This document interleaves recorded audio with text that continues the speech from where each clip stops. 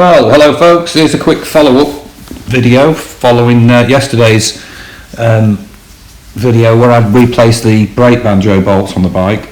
If you watched that previous video, if you didn't fall asleep halfway through it or even not bother clicking on it as being too boring, you will note that I noticed that the handlebar banjo bolt was also what I regard as kind of an unattractive black metal.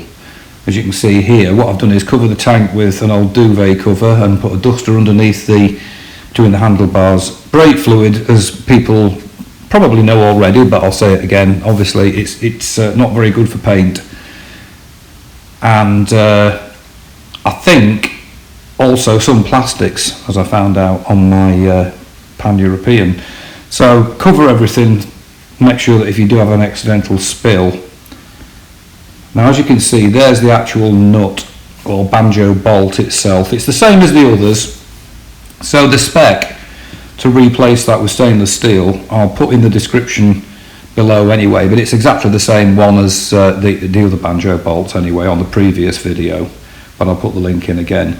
As you can see, this is a sort of end view of it, and I just think it's, as a subscriber pointed out, they get the parts in-house from India, and that's the nature of the beast. So not being overly critical because it works, but I just think it can improve things. So there it is from the top. So you've got so it's quite a hefty sized hex head on it, and I'm sure plenty of people are happy with it like that. Anyway, you need a 12mm ring spanner to undo it. So there it is ready. Now this whole job takes 60 seconds, if that, to change over the banjo. You just simply undo the bolt. You need a 14mm spanner to put the new one in. So you just quickly do it. But fluid will come out the reservoir without a doubt. So it's soaked into that duster there. And then this next picture shows what it's like when the new banjo bolt stainless one's in place. Obviously it's a bigger head on it, which I prefer, to be honest, bigger in terms of ring spanner size, but doesn't stick out so much, and of course it's going to stay reasonably shiny and not get that funny white oxidey stuff that seems to cover a lot of bits on the bike. Actually, I've dealt with quite a few bits on that. So literally 60 seconds to do that, and then just, as you can see there, I personally think that's a nicer look. That's from the front of the bike.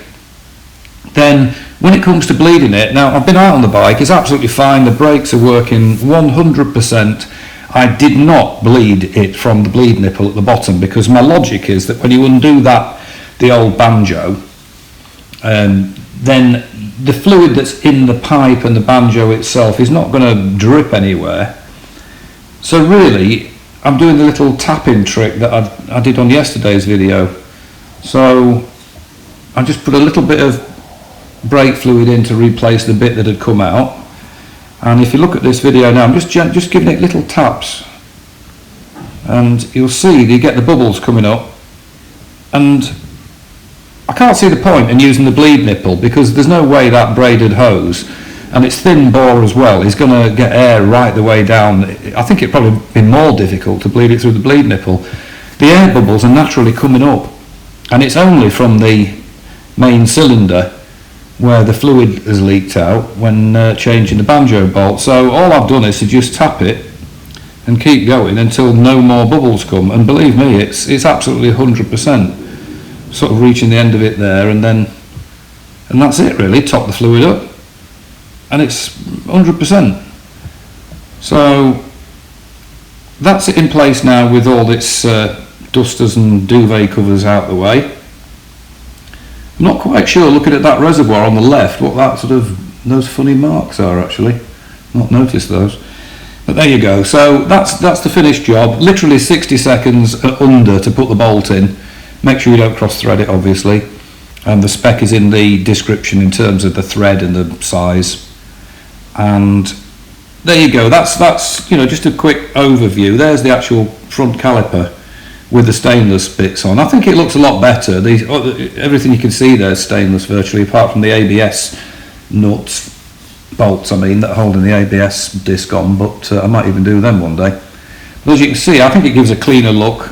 And here is a shot of the rear caliper, which is slightly more difficult to take a picture of, but as you can see, I think that's nicer. It's certainly, for all the cost involved, it's, you know, the whole thing's under 20 quid, if that.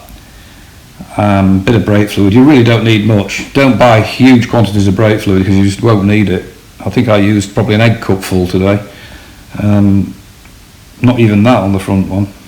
So here we go, and then there's a final shot of a little baby in the garden today, in the autumn, leaves, surrounded by leaves. Personally, I think they're a gorgeous looking bike. I really do. I know mine's, you know, the way mine looks, and people's other bikes are the way they like theirs. But I think they're great. And just to top it all off, I got a puncture in the front wheel.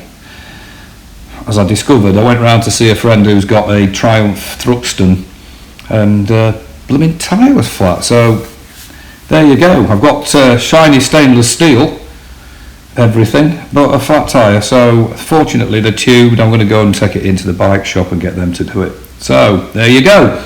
Mission accomplished. In the meantime, if you're out on your bikes, take care, and see you again soon. Bye for now.